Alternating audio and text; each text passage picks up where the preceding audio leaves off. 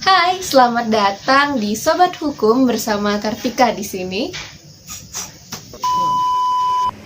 Jadi, di video pertama aku kali ini, aku mau ngejelasin tentang bantuan hukum yang niatku nggak muluk-muluk sih. Aku cuma mau mengedukasi dan sharing tentang apa sih sebenarnya itu bantuan hukum. Dan juga sebenarnya sih, kalau boleh jujur, ya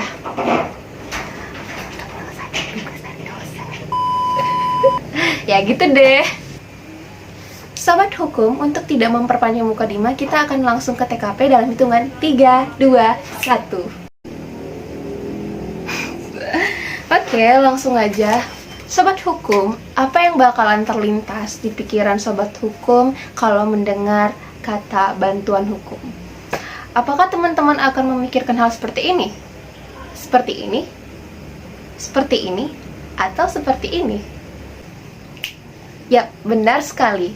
Tapi untuk lebih dalamnya, terlebih dahulu kita harus mengetahui apa sih pengertian dari bantuan hukum. Bantuan hukum menurut Undang-Undang Nomor 16 Tahun 2011 adalah sebagai suatu jasa hukum yang diberikan secara cuma-cuma kepada penerima bantuan hukum. Dan sebelum kita lanjut lebih jauh membahas terkait bantuan hukum, akan lebih baik kalau kita terlebih dahulu membahas terkait sejarah. Rasanya nggak afdol kalau kita nggak bahas terkait sejarahnya juga.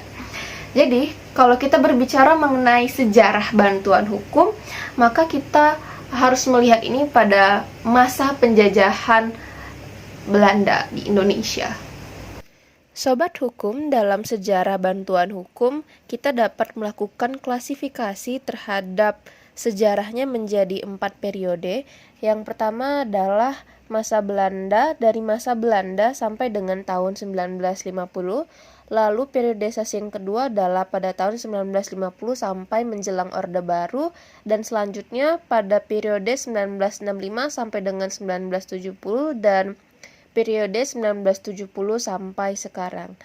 Lalu kita akan bahas satu persatu terkait periodisasi ini yang dimulai dari pada masa Belanda sampai dengan tahun 1950.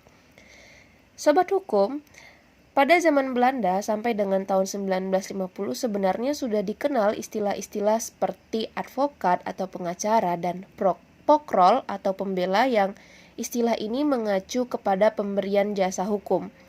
Pemberian jasa hukum ini menjadi suatu profesi dan mata pencaharian bagi mereka advokat, pengacara, maupun pembela, yang sehingga sebenarnya mau tidak mau jasa hukum ini merupakan suatu hal yang harus dibayar dan menjadi komoditi.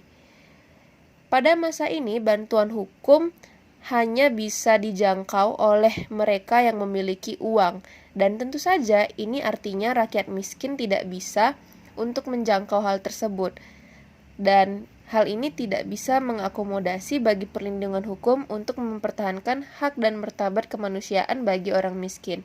Ini hanya bisa dijangkau oleh orang-orang yang memiliki uang. Lalu selanjutnya adalah periode 1950 sampai dengan menjelang masa Orde Baru. Pada masa ini banyak mereka-mereka yang memiliki profesi sebagai pengacara, pembela yang memasuki struktur ranah partai politik maupun organisasi buruh seperti PKI dan organisasi buruh SOSBI. Mereka di sini sudah mulai memberikan bantuan hukum secara cuma-cuma kepada petani dan buruh, yang hal ini sebenarnya bermotif politis belaka, sehingga sifat pembelaannya masih jauh dari rule of law yang sebenarnya.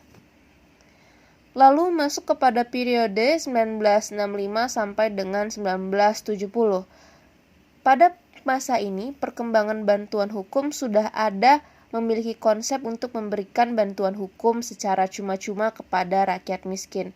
Namun pada masa ini masih hanya sebatas konsep dan ide saja. Lalu selanjutnya pada periode 1970.